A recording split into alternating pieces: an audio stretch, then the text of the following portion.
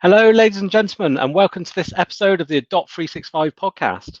With lots of new features coming to meetings in Microsoft Teams, and with some users now starting to head back into the office, we thought we'd dedicate this episode of the Adopt 365 podcast to everything about meetings inside Microsoft Teams. As usual, I'd like to welcome my two co-hosts. So first of all, Megan. Hello. And second, Anthony. Hello, everyone. Fantastic. Thank you for joining me both, and thank you very much to our community of champions that joined us before the call. If you would like to join us and expand to the few people that we joined for the first half hour of the podcast, then let us know. It's a good opportunity to talk with colleagues and find out what other people are doing inside their organizations. So as always with this podcast, we kind of get started by talking about a top new feature, or maybe a feature that's on the roadmap, or maybe it's just something that we're using day in and day out at the moment. So Megan, over to you. Okay, mine isn't a new feature. Mine is Microsoft Lists, which I'm aware has been out for quite some time now. However, I feel like I really got stuck into lists recently. I really found a unique use case for it where no other application would suit, or no other sort of platform would suit what I needed it for. So at Coauthoring, we're currently building a platform around Office 365 training. You'll hear more about that soon, little plug there. And as part of this, we have hundreds and hundreds of how-to videos, written posts, guides, etc. And it's how we kept on top of all of that. So using lists, I've got almost like a content, so reference content of each article, each video, etc. And on that, I can mark whether it's completed, whether it needs updating. I can actually tag people in those specific references. So I can tag people in my team and say, Georgia, can you update XYZ for me?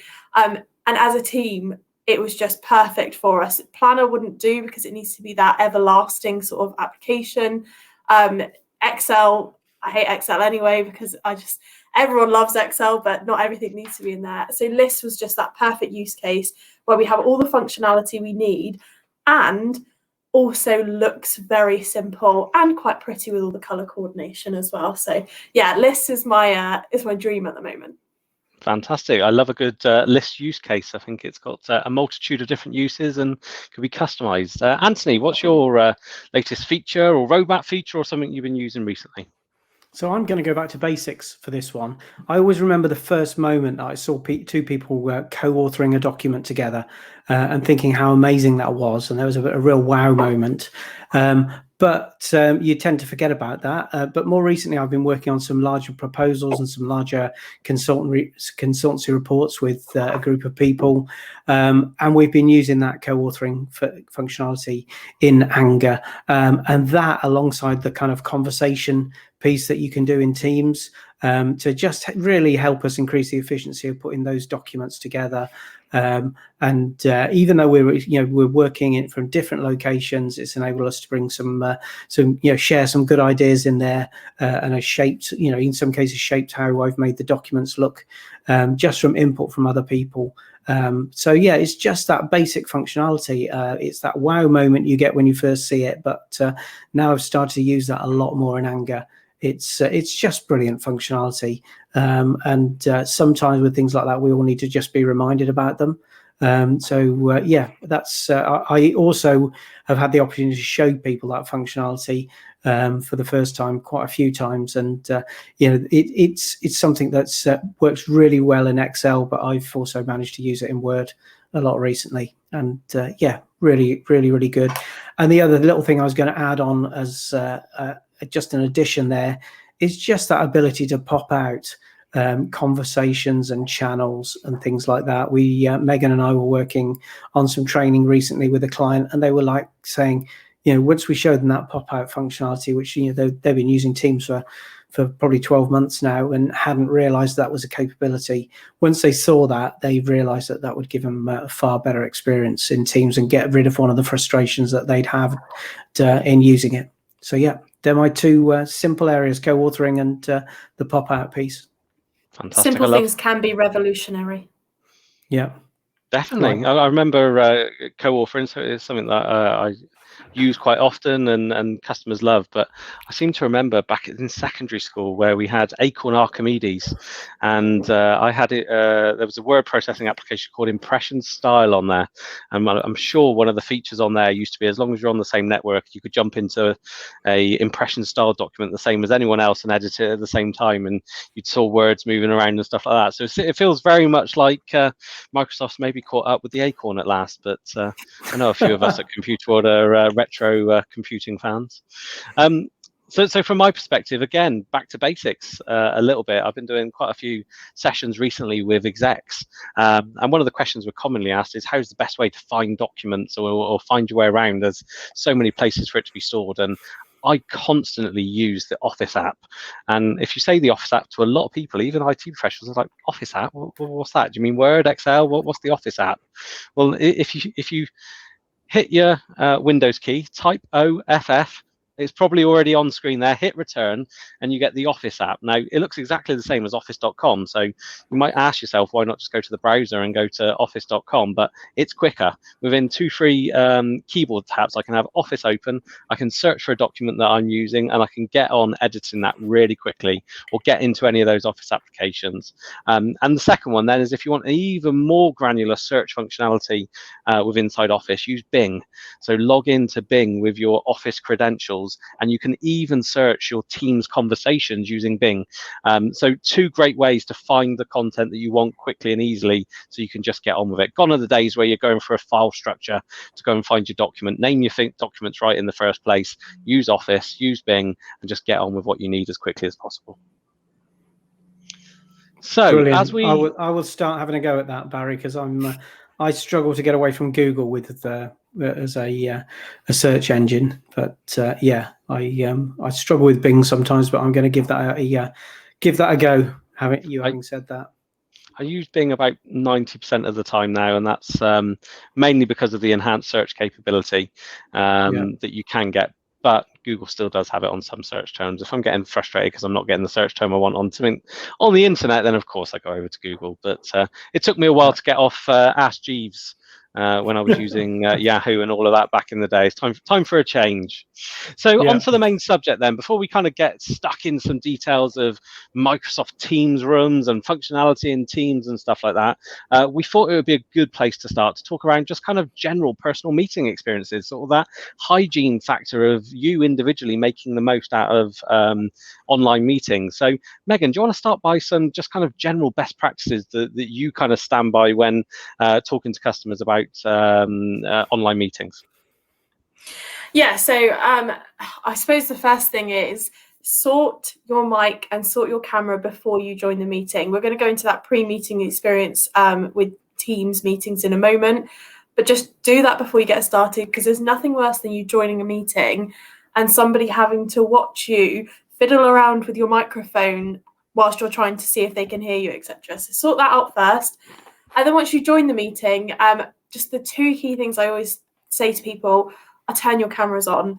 There is nothing harder and nothing worse than presenting or having a meeting to a black screen, because it's so difficult to gauge people's reactions. It's so hard to know if people are actually interested in what you're saying or if you should move on to the next bit.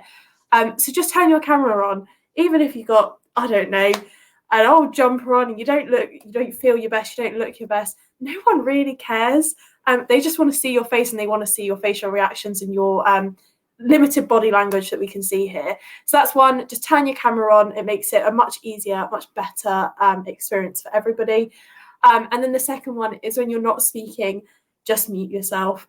I know the whole joke over lockdown is, haha, people have left themselves on mute, you're on mute, etc. But actually, having to be reminded to unmute yourself is far better than people hearing you doing something in the background, hearing your dog, hearing your children running around. That is far more distracting than someone just quickly having to remind you to take yourself off mute. So they're my ones. Sort your camera and mic out before you join. Make sure you've got the camera turned on, and then make sure you're muted when you're not speaking. I think I'd add to that, Megan, that if you've got a bit of a mess going on in the background of your picture, just use the blurred background. Just yes, definitely. I think the blurred background, yeah, it was one of those ones, a bit like co-authoring. It was a bit of a novelty to start with, but it's actually got a real place to play when you've got stuff going on in the background, or hopefully one day I'll go back and have a meeting in a Costa Coffee or a Starbucks or something like that. And that's the place where the blurred background really comes into to play. So, yeah. I was going to... For those that are listening in, I'm trying to hide the mess behind me because I've not got a blurred background on at the moment. So if you're watching the video, you would have got the laughing a minute ago, but on the podcast, I'm just trying to block out the back. Sorry, Anthony, you had some more sort of environmental or environment recommendations. Yeah. So I think that the first time we did this podcast, I don't particularly like watching myself on video, and I went back and thought I'd have a little bit of a watch. But what I realized was that I'd got a lot of echo in the background. I don't know if I still have or not, but you realize I'm sat in a box in effect, and yes, I've got a bookcase at the back there and a picture on the wall, but there was nothing really else to break up the sound, especially as we've got a wooden floor in this room. So I experimented a little bit with that, and I got a couple of bean bags that I brought down from the playroom and put those on the floor, and I stole the carpet out of my daughter's bedroom because she's away at university and didn't know, and I put those down, and it just made a phenomenal difference. It really did. So do think about those things. Do dare to go and listen to what you sound like on a podcast or just on a short recording, and think what you can do to kind of make sure you're not getting too much of a rebound of the sound around the office. So that would be my tips around that. And I always think about this, in the days when we used to go out to see a customer, you'd polish your shoes and you put your suit on and you get out there, and it was about presentation. And these things here, like your best practices, like the quality of your sound and your video, etc., are just the same things when we're meeting online. So they're just as important as not having got loads of mud on your shoes when you go and see a top client. Definitely. So I think what you say there about kind of environmentals and your surrounding is really important, because it also goes alongside what Megan was saying, because it might not be the fact that you're too worried about your voice being a bit boomy or something like that, but it's the fact that you're not talking, but you are shifting around on your chair or something like that. And if you have got a wooden floor, it does reverberate a lot around the room you're in, it makes that even worse. So remembering to mute alongside, seeing what you can do just to make sure your room where you are having those calls is comfortable. I mean, you've seen a lot of people that kind of do voiceovers for TV adverts or even professional presentations, going and having the meeting in their clothes cupboard. They've put a desk in their clothes cupboard, but just because the acoustics are so good. Now, I don't think I'd take it quite that far for your Teams meeting, but there are probably a few tweaks that you can do from that perspective. Megan, I think you had a kind of best practice around kind of helping you set up prior to the call with test calls and things like that, was it? Yeah, it was only when Anthony was saying before, like listening back to yourself. In Teams, you are able to do the test call with your device settings. So when you're getting your sort of device settings up, whether you've got a new microphone or anything like that, just doing that test call through Microsoft Teams and listening back to yourself to make sure, one, that it's working, because you don't want to join a call and it not be working, but two, hear yourself back. And then, as Anthony said, if there is something you can do as a quick fix before your meeting or before you actually have to use that device, just do that. So yeah, in settings, in device settings within Microsoft Teams, just doing that test call to hear what you sound like. Fantastic. And I think probably coming on to that then is the devices that we're using, and this is an area I spend most of my time on. I'm probably got more gadgets than most sane people. I've got headset on here, headset on there, set of AirPods here, microphone here. I've definitely got too much gear around me, but that means I've spent quite a lot of time trying to figure out what is the right mix kind of thing. So definitely I'd recommend that if you are spending a lot of times on Teams calls, especially if you are interacting with maybe customers or you are presenting at trade events or anything like that, you want to be looking at your headphones, your microphone, and your camera, and choosing the right kind of solutions, the right for you, or engaging with your IT to do so. So the headset that I've got on at the moment is a headset that's just come out by Poly, which has two really important features on it for me. So the first is it's got active noise cancelling in the headphones. So if there's a bit of noise going on outside, if my daughter's just come home from school, if anything like that's going on, I won't be able to hear it. It's almost blocking out that sound around me. But that's good for me, but might not necessarily be good for those listening in, because if the microphone is picking up all that noise, it's good that it's blocking it out for me. But if it's not blocking out for the microphone, we cause a problem. So this headset also has what's called an acoustic fence technology, which a lot of Poly's meeting rooms have as well. And what that does is blocks out noise around the periphery. So if there is kind of some noise going on in the background, maybe the washing machine's on in the room next door, maybe there's a bit of roadworks going on outside, it can tell between the difference between the voice and that noise that's happening elsewhere. And there's some great demonstrations online of someone mowing their lawn whilst on a Teams call, and you can't hear the lawnmower that's just in front of them at all. I'm not quite sure if it's some kind of next generation ultra quiet lawnmower, but it certainly seems to work really well. So yeah, have a look at that. You don't have to spend a lot of money, but get a good headset, have a look at your microphone, have a look at the camera, and get something that meets for you. Going back to Anthony's point, it's like you're suited and booted going for your meetings back in the day. This is kind of how you're presenting yourself to the outside world. And Anthony, I think you've got a last recommendation that goes hand in hand with that as well. Yes, this around lighting. Yeah, I think that's a really important piece, is to just get your lighting right. You can buy lots of lights, but just think about what's around you. I've got just an angle poise light over to the right that sometimes I'll bring in just to light my face a little bit better. And we've got wall lights here, which I always make sure are on. So I've got some light onto my face because I've got a window over to the left-hand side, which is creating the shadows over this side. So yeah, there's also there's a brilliant bit of kit which I'd love to be sent one as a demo, which is the Poly Studio P21, which is a 21-inch screen, but it's got a front light built around it, so that lights your face as you use it. Yeah, that's one way to do it. And you can buy for next to nothing on Amazon. You can buy front lights, little LED panels that can be used to light your front, and it just makes a difference as to how you look on that on the call, and how well you're presented. So yeah, thoroughly recommend that you take a look at that, and just check out the images that you've got from meetings that have been recorded. And see if there are just little things you can do to improve the quality of the image and the quality of the sound. Definitely. And I think if you're struggling for... Sorry, go on, Megan. I was just going to say, you don't always have to get specific lights. I'm more than happy to admit that I actually use a crafting light for when I do all different types of crafts, and I have this light on my desk, and that's what I use. So you don't have to get specific lights just for that. If you have that light already, use what you've already got. This isn't revolutionizing everything that you have to buy and spending loads of money. Just use what you've got in your house already. Yeah, definitely. I think some of the Poly gear, so Anthony, you mentioned the P21 there that has dedicated lights on it.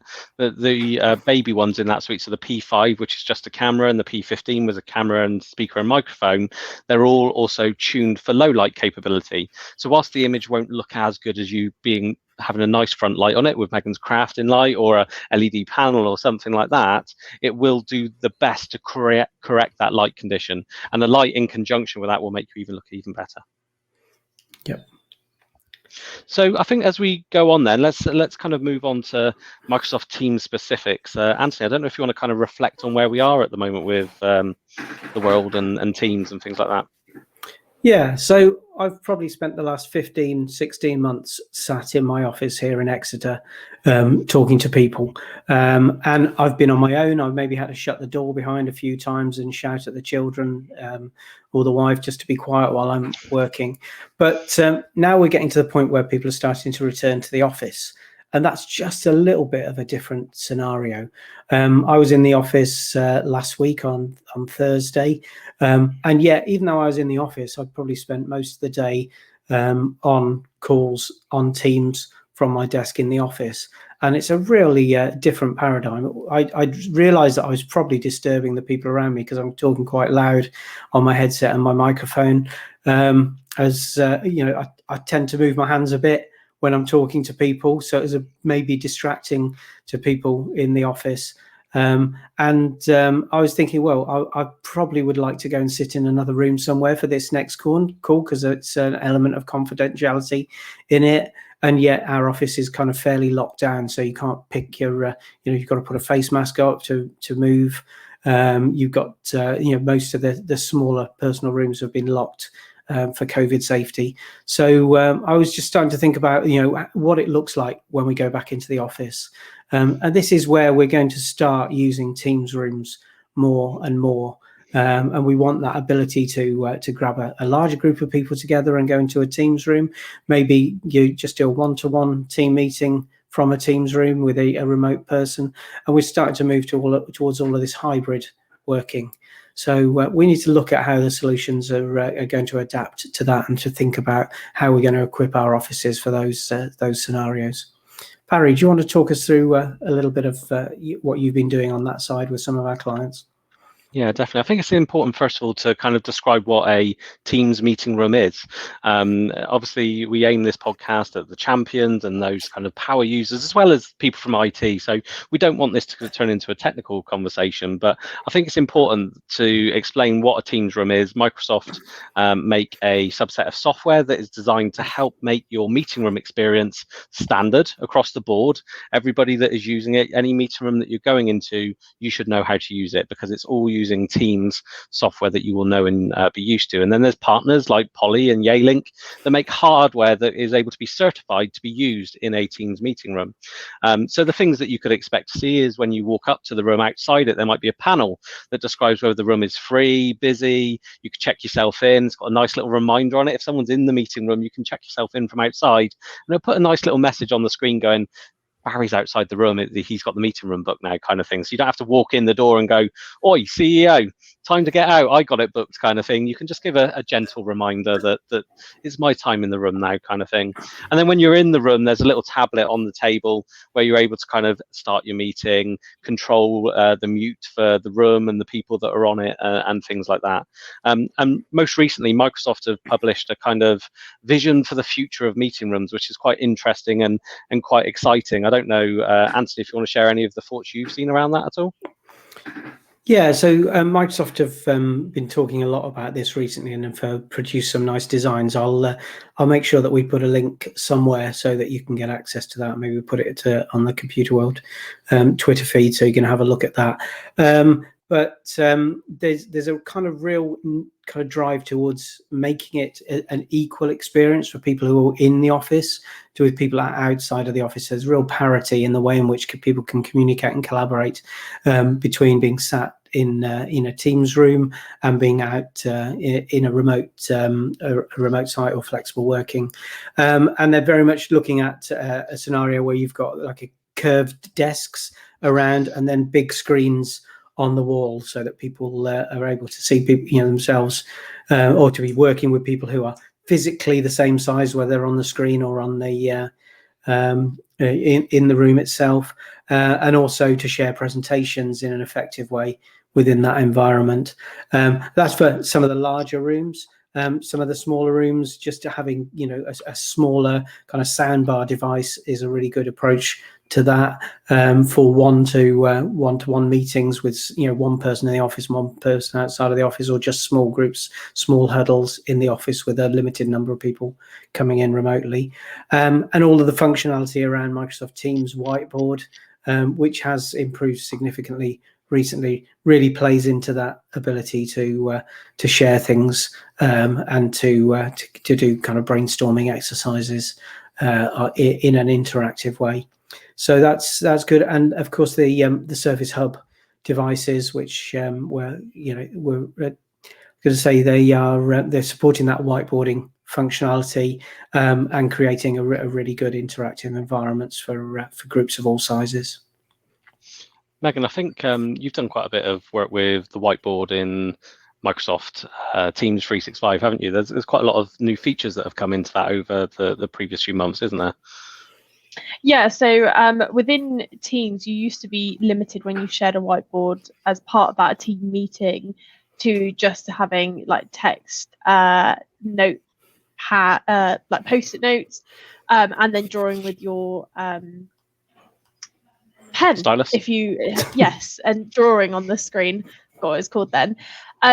Which was good, and it had its use cases when people were using it. But unless you really had that stylus with your device, unless you were very skilled at using a mouse to draw pictures, it was quite limited as to what you could do if you were one of those people or not one of those people. So you could add text. Actually, maybe you wanted to draw something out. It didn't allow you to do that. So what you can do in Whiteboard now is you can actually add shapes. And there's a number of different shapes you can add. With Post-it notes, you can change colors, which is something that is so simple, but you can actually attribute a certain color to different people. But those shapes are really key. And what is coming is you'll be able to see who has made what contribution to the whiteboard. So you always get some of those people in the meetings that don't necessarily contribute or don't feel confident enough to come out.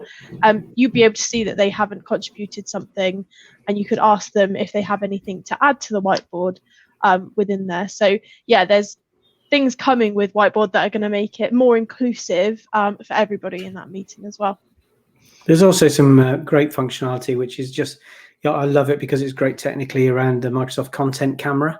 So the ability to have a physical whiteboard within the meeting room and to have that on camera, and they do some clever stuff to make sure that, as you know, if someone walks in front of the whiteboard, or the person who stood there writing on the whiteboard, they're actually show as transparent because they've it's previously seen what's through them. So it's just a real clever bit of technology, which means we can get back to our old favorite way of working, which is whiteboard markers on a whiteboard, and still include people who are watching as remote workers into that kind of meeting.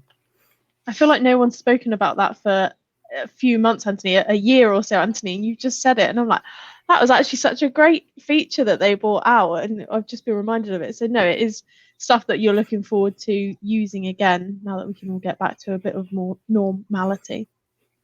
Yeah, I think one of the things is if you are a champion or a user or something like that, and you're walking into your meeting rooms, when you're back into there and there's just one screen in front of you, maybe kind of engage with IT and understand what the possibility would be to add 2 screens into the meeting room, especially those Teams meeting rooms. And if you don't have that functionality, maybe tell them to get in touch with us and we can help them with that. But from the perspective, what I'm seeing as the common standard in a medium to large meeting room is having dual screens, because what you want to do is on one of those screens is have the people that are remote, very clear, very visible. On the other one, you want the content.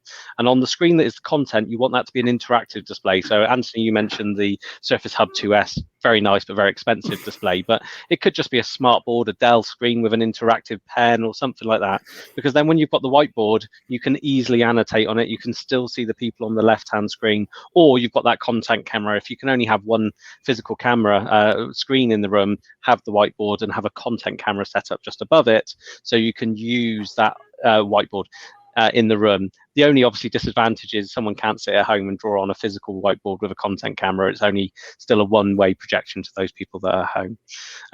And one of the things that I've also seen, which I'm quite intrigued about, and it comes probably into a feature we're going to come on very shortly, is Microsoft are talking about smart speakers being put into the room. I don't know if they're smart speakers or smart microphones. They're being called smart speakers, but they look like your Alexa Dot that you might have at home kind of thing. So they're small circular speakers. The first one is all about, the first one is by a company that is called EPOS, which is a coming together of a company with Sennheiser, the high quality audio company, and it sits there and it helps you attribute who's talking in a meeting room, and also the transcription, who said what in the meeting room. We're used to that while at home, because when Megan talks, it says Megan. When Anthony talks, it says Anthony. It's very clear who's talking. In a meeting room, when you've got up to 10 people, it can get very confusing.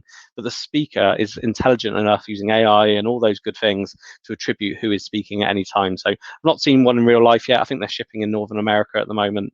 It'll be interesting to see when that's comes through. So let's dig a little bit into features in Microsoft Teams specifically, and quite an exciting one that we're seeing come live at the moment. Megan, standout and dynamic mode. Yes, this is something that we've seen over the past week or so, I think it is. So the different modes, when you're sharing, they're trying to make it more I don't want to say realistic, but when you share content in Microsoft Teams, you're always put at the bottom, along the sort of bottom of your screen. You can see up to 4 other people, I think it is, and then everyone else disappears. What they're doing now is you can have the standout or dynamic view, as you said there, Barry. So when you share content, you can either be superimposed on top of it. So if I was sharing a presentation, you'd have almost like a cutout of me. It would take my background off of that, and I'd be in front of that presentation or that screen that I'm sharing and talking over it. Obviously, that's quite natural when you're in a real meeting in front of people or you're presenting to people. You would naturally be stood in front of a massive screen behind you. So I really like that view that you get. And then the other view that you get is the dynamic view, where instead of at the bottom, you'll maybe put everybody would be on the side of your screen. So you'd have the presentation on the left-hand side of your screen, and then on the right, you'd have everybody there. And it's quite quite intelligent as to fitting everybody in that gap, because some people will be smaller in the screen, some people will be bigger to make sure that everybody fits in. But again, you're not having to then look down the bottom in the little corner and see other people's screen.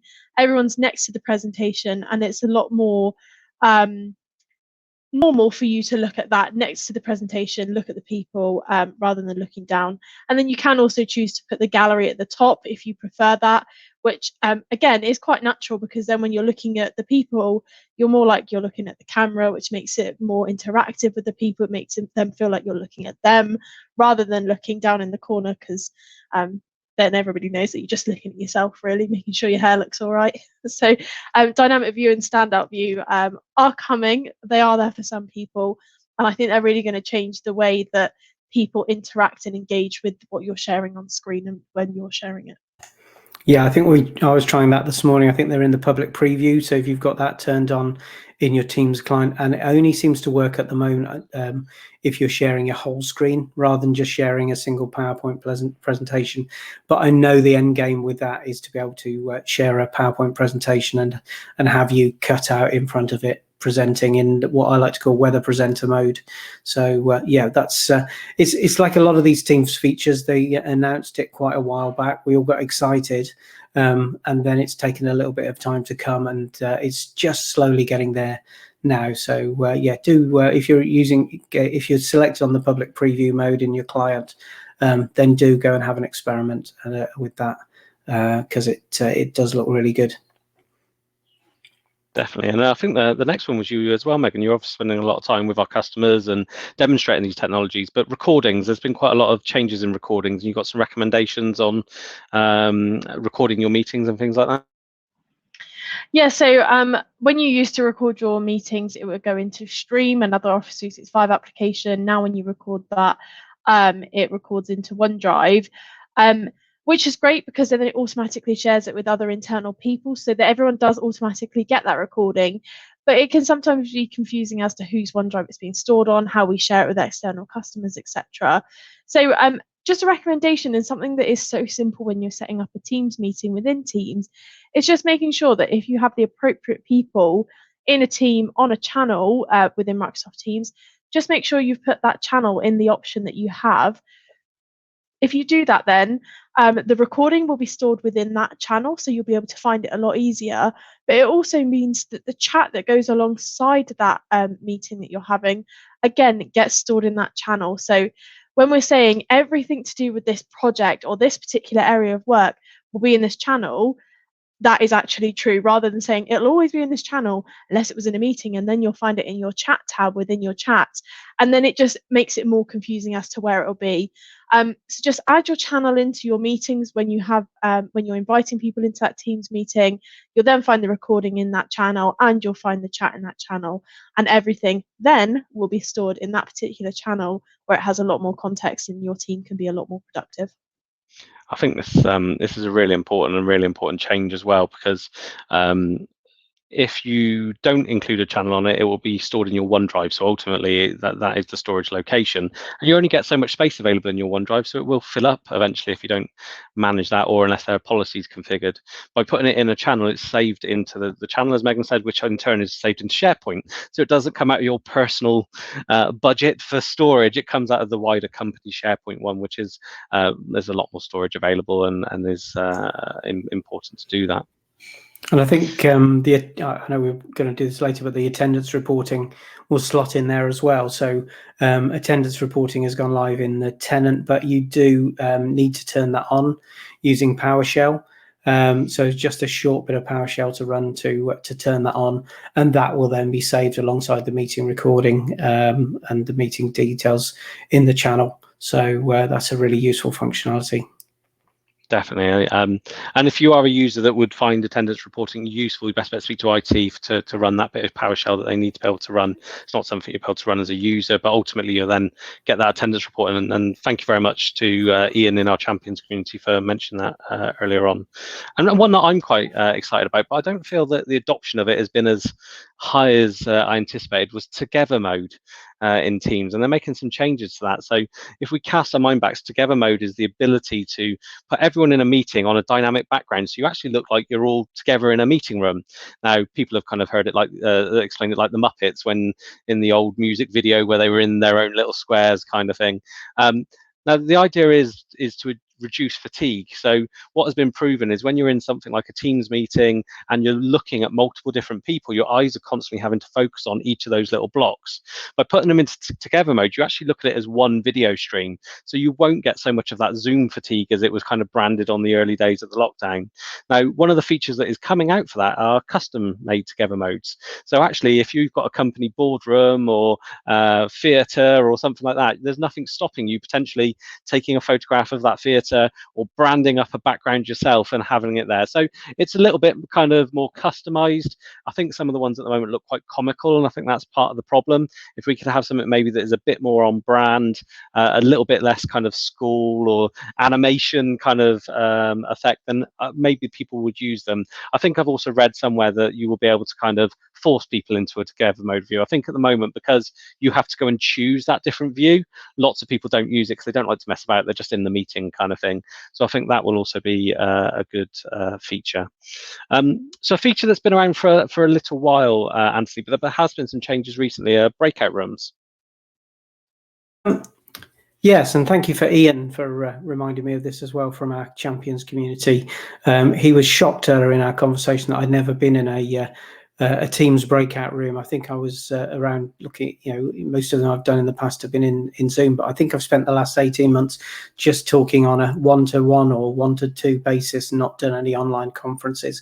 But Ian's organization used them extensively, and there's some really good functionality in there. They've been around for a while now. But just a bit of a refresher on that. You can create a breakout room from a Teams meeting just on demand by clicking the kind of two square icon at the top.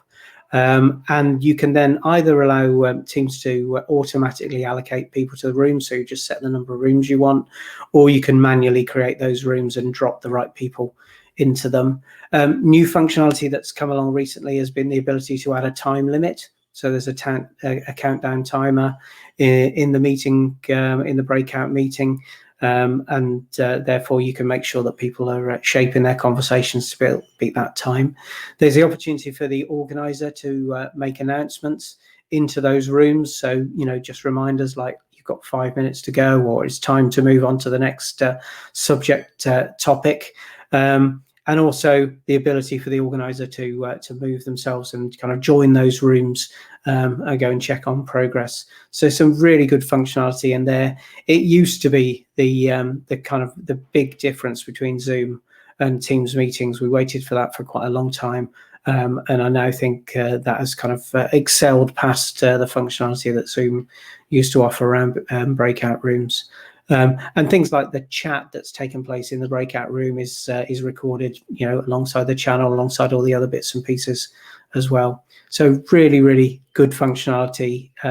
As I'm finding a lot of these things, we're just having to be reminded of what's there in Teams, because it's been around for quite a long time now, and there's a lot of things that we were looking forward to that arrived, and then we tend not to use them. So breakout rooms, thoroughly recommend that you use those.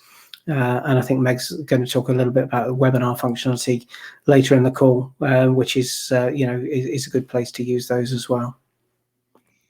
Fantastic. Yeah, no, I think breakout rooms certainly for education type environments, but also user groups, anything where you're getting kind of multiple people together and you want to be able to split them off into small kind of groups and bring them back in. It offers another real kind of interactive element that you can do to your meetings. So Megan, it's one of what I believe is one of your most favorite features, because you're always keen to tell people about it, live transcriptions. Yes, it definitely is one of my favorite features, but I have a reason. It used to be something people always asked about when we did our training.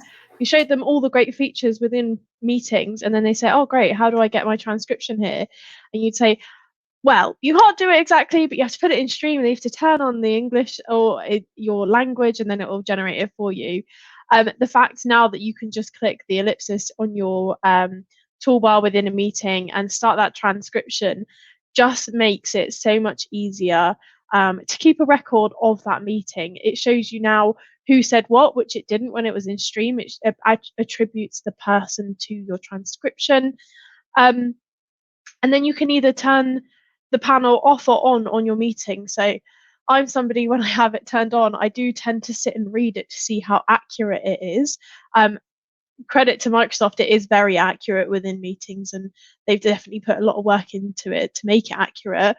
But you can also turn that off. So when I'm actually meant to be engaging with the people and looking at the people that I'm on a call with, I can turn that off. It's still going on in the background.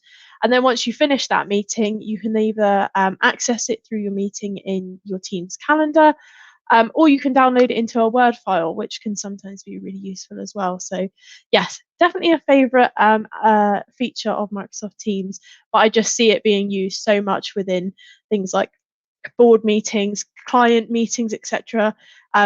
Means you don't miss any actions when you've spoken about them in meetings there. Definitely very useful feature, and I think I've seen later versions being able to pick out the actions and things like that with it as well. So when they add a bit more intelligence to that, it's going to be even more useful. Well, that's very quick, exciting. Definitely. Very quick one from my perspective is the ability to be able to add applications into your meetings. And there are a number of applications you can add in, but the one that I see being used more often is to add forms into there. So you can use forms to ask questions. So if you want to gain some feedback, if you want to kind of ask people's opinion, get people to vote on where the Christmas party should be, all during a meeting, you can add forms to it. You can preload those questions. You can choose when to publish those during the meeting. So that functionality is really good. Again, a feature that Zoom has had for a while, but I like the way Microsoft have implemented it because you can add these different applications in to meet your very specific requirements. So really good functionality there. Presentations then, Megan, being able to do a co-presenter in presentations.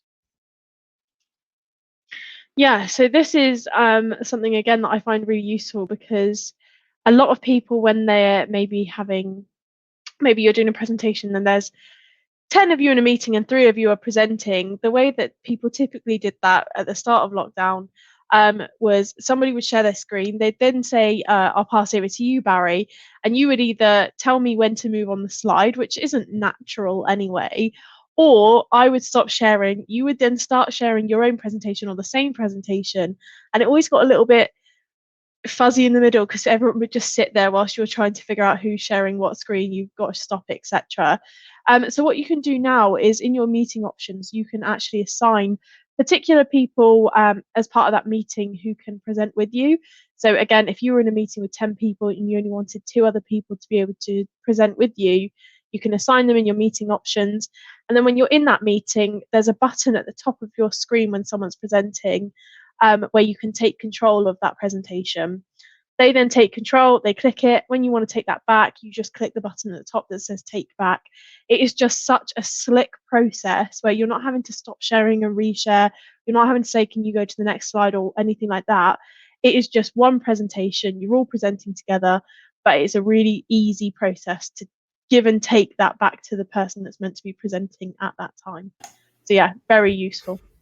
I'm going to say Megan and I do lots of training and consultancy projects where both of us are working, and we've got one presentation, and that functionality has just made that so slick that you don't have to worry about who's going to forward the slides.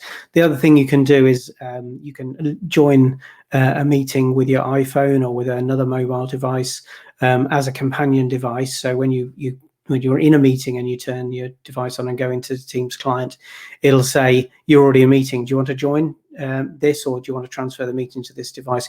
If you just join the meeting in parallel, you can then use your phone to move the slides forward. and you can use maybe an iPad to cooperate and collaborate on a whiteboard. So that's really, really good functionality that is just so easy to use. Definitely. I think if you're presenting PowerPoint presentations in Microsoft Teams and you're using the share your whole screen or share a window option, then go and have a look at kind of the presenter view, the ability to present directly from PowerPoint. Definitely, So, if you're doing it that So I think one of the last things here, before we move on to the final piece of the podcast, I'd like to gain everyone's opinion on note taking in Microsoft Teams. There's so many ways that you can take minutes inside a Microsoft Teams meeting, and I don't think there is a single best way of achieving that. So if you had to pick one, what would your recommendation be for organizations for taking minutes in a Teams meeting? So Megan, over to you. there is just one answer. You said there's no right answer. There is a right answer, and it is OneNote. The fact that you can add, or you can have your wider OneNote for all of your team all your team notes, etc., is amazing. But then you can have that specific section around meeting minutes, your pages for each one. It just makes, and the fact you can co-author it at the same time, so it's not always down to that one person taking meeting minutes, and you have always got your transcription now to back you up. It just means that you always know where they are. You can have a conversation against them. You can pop that window out. So all these features that we've been talking about over this podcast and the last few podcasts all come together in Teams to make it super easy. So yeah, I would say OneNote is the place to take your meeting minutes. Anthony, what would you say?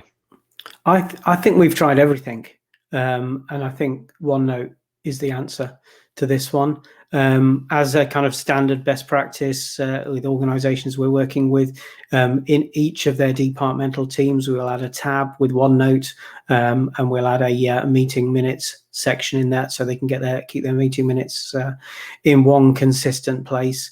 The transcript is very, very good. At the end of the meeting, you can download that as a Word document and cut and paste that into that OneNote if you wanted to, or put it alongside the OneNote somewhere as a kind of aid memoir to exactly what went on.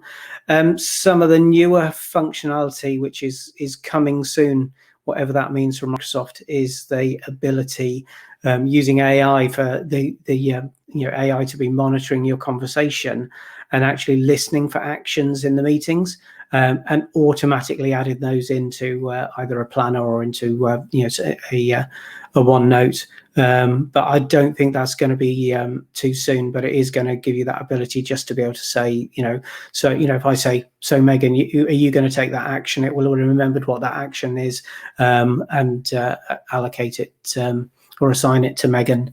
So but OneNote, I think, is the best place. We've experimented with using Wiki for that, which again allows you to co-author. But I think OneNote is the unsung hero as far as I'm concerned of the Microsoft 365 ecosystem. Superb bit of software. So I can't really say OneNote because you both have said it now. So and obviously I agree.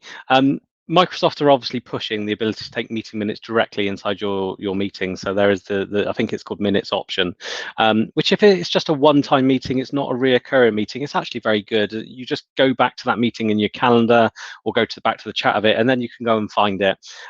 In my experience, it doesn't work particularly well with reoccurring meetings. It doesn't link them together well. It doesn't give you an obvious place where you can go and find that. But I can only assume that's going to improve moving forward. The other thing that I would say, and it kind of has been touched on, almost for me, the most important thing of meeting minutes isn't the minutes, is the actions. How many of us actually go back and review the minutes that were taken in a meeting? What we want to know is who said they were going to do what and has it been done? So I like to make sure that there is a planner that is being used for reoccurring meetings to make sure tasks can be allocated, can be reflected upon, maybe use that to help drive your meeting actions and meeting minutes next time. But you still may need someone documenting decisions that have been made and things like that in the meeting itself. So the last feature then that we said that we wanted to talk about on this podcast, and it's probably one of the biggest features that has come to Microsoft Teams most recently. So Megan, all the pressure's on you. webinars. What can you tell us about webinars in Microsoft Teams? Yeah, so like you say, I think it's been long awaited. It's something that people have wanted for a while. And obviously with my marketing hat on, it's something that I can't wait to start using at Computer World and get webinars up using Microsoft Teams. Especially when Anthony and I do things and we talk about using Microsoft Teams and then we're actually doing it on Zoom, it just never makes sense. So the fact that we can now do that sort of thing in Teams makes a lot more sense. So obviously when you go into Teams, when you're in your calendar, in the top right hand corner, I had to think about that then, that's worrying. In the top right hand corner, if you click the little button, the down arrow where you click new meeting, click webinars, you're then able to go in and add all the detail that you ever need to add into it. So you can add all the event details like your event name, you can add your description about it, you can assign the speakers, which I always found very difficult in Zoom, is to add that speaker or that different co-host. In Teams, it's very easy, where you would normally put in a meeting who's invited to the meeting, that's where you put the speakers in there. You can then add in your speaker details, so the name and their bio, which I always find really useful when you're trying to invite people to webinars, to give them a bit more information about who's going to be speaking. You can add your images. You can also amend the registration form. So if there's certain fields you want to include rather than just the basic first name, last name, email address, you can add things like company name, job title, company size, etc., and tick if you want them to be required or not. And then within there as well, you can also change the meeting options. So if you want people to be able to react in your meeting, so they can use those live reactions, you can turn that off and on. You can turn the chat off and on. Who can turn their mic off and on, because if you do want some of that feedback, that live feedback at the end, allowing people to turn their mic on and doing that through their microphone rather than chat can add another element to your webinar. So there's a lot of features within there that it's probably best that you go and have a play with it, set up a test webinar and have a look at that. But it's definitely added a whole new dimension to what Microsoft Teams can offer your business, especially around that marketing element within Teams as well. Definitely. Yeah. I think it's a really good first release of it. I think they've got the meeting controls and the customization of that well. It's also pleased to see you get those custom fields and all, as you mentioned there, Megan. It does feel a little bit of a first release when it comes to the registration page. It has limited customization, branding. You end up with quite a nasty Teams URL that you're sharing rather than something customized to your company. I believe the attendance reports are there in a first iteration at the moment, but I think that will need to be improved moving forward. Lots of the other platforms have got things like interaction information and stuff like that. I'm not quite sure if that's there, but certainly really good initial release on webinars there.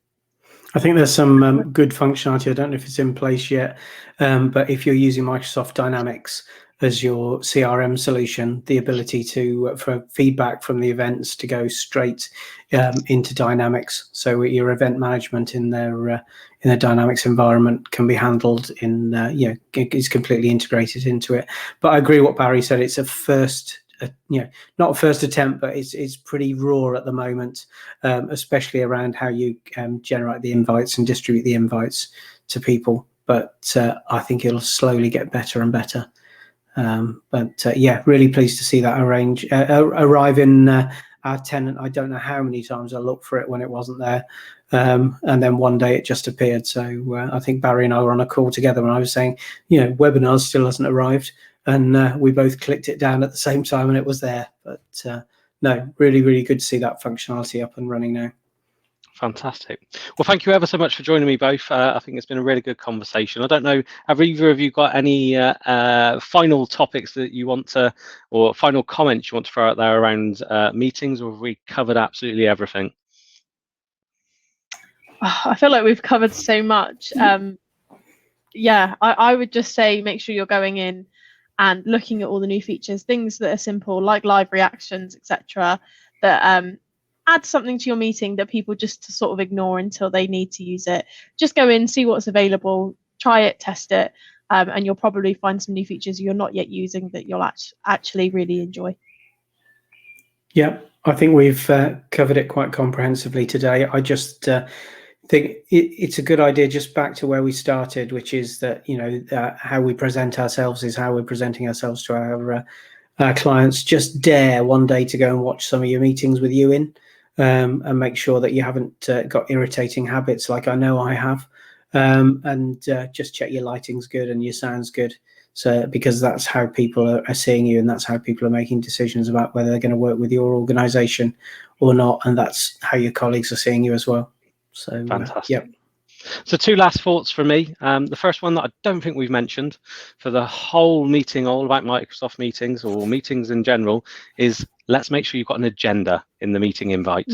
I think this is one of the biggest problems, irrespective of all the other good stuff we've been talking about. If you send an invite out, make sure you send an agenda, make sure it's sent in advance, make sure everyone is aware as to what participation and preparation they should expect to bring to that meeting. It's one of my biggest frustrations, and even with this, it's something that is easily missed out. So get your agenda. Also, if your meeting isn't on person, make sure you've got an address in it so those people that are going to it know where to go. Obviously doesn't matter so much with Microsoft Teams, they're clicking the link. And the second part is, hopefully you found this content useful that we've shared on meetings. If you're thinking there's a lot of good information there, how do I best kind of inform my colleagues, inform my staff, bring people up to speed to mean they can make the most out of Microsoft Teams, then reach out to us here at Computer World. We do something called the Brilliant Basics Training, which is all around making users ninjas with meetings in Microsoft Teams and helping them get the most out of it. We do it remotely, we do it quickly, we don't lock them into a classroom, and we give you handouts afterwards. So feel free to reach out to me, Megan, Anthony, or anyone at Computer World if that's useful. Check out for the next Adopt 365 podcast this time next month, and you never know, we might be able to start sharing some of that secret stuff. If you want to be part of the Champions community and join us, and we thank Ian that has joined us today and spoken a lot about his experiences behind the scenes, then please just reach out to us. It'd be great to have you on the first 30 minutes of the podcast, just so we can learn and share with a few more people. But thank you ever so much for listening.